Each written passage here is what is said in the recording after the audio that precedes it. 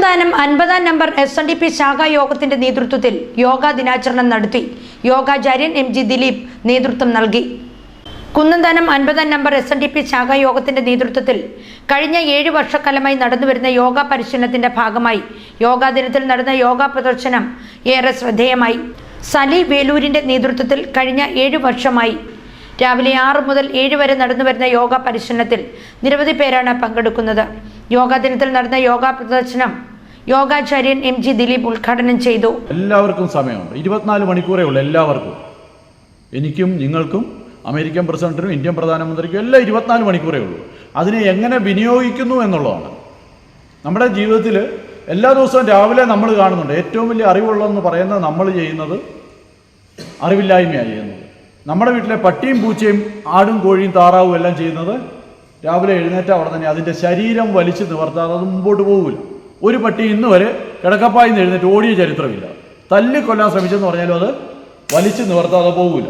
ഒരു പൂച്ച എഴുന്നേറ്റ് പോകത്തില്ല, അത് ശരീരം വലിച്ചു നിവർത്താതെ അത് ഓടുകയില്ല. നിങ്ങൾ തല്ലാൻ ചെന്നാലും അത് ഓടുകയില്ല, കാരണം അതിന് ആ പരിപാടി കഴിഞ്ഞാലേ ഓടാൻ ഒക്കത്തുള്ളൂ. അതിന് തിരിച്ചറിവുണ്ട്. മനുഷ്യനായ നമുക്ക് തിരിച്ചറിവില്ല. സത്യമല്ലേ?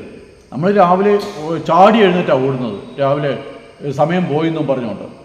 അങ്ങനെയല്ല, നമ്മുടെ ശരീരത്തിന് വേണ്ടി എന്തെങ്കിലും ചെയ്തില്ല എങ്കിൽ പിന്നീട് നമുക്ക് തന്നെ ദുഃഖിക്കേണ്ടി വരും. അപ്പം അതിനൊരു മാറ്റം ഉണ്ടാവണം.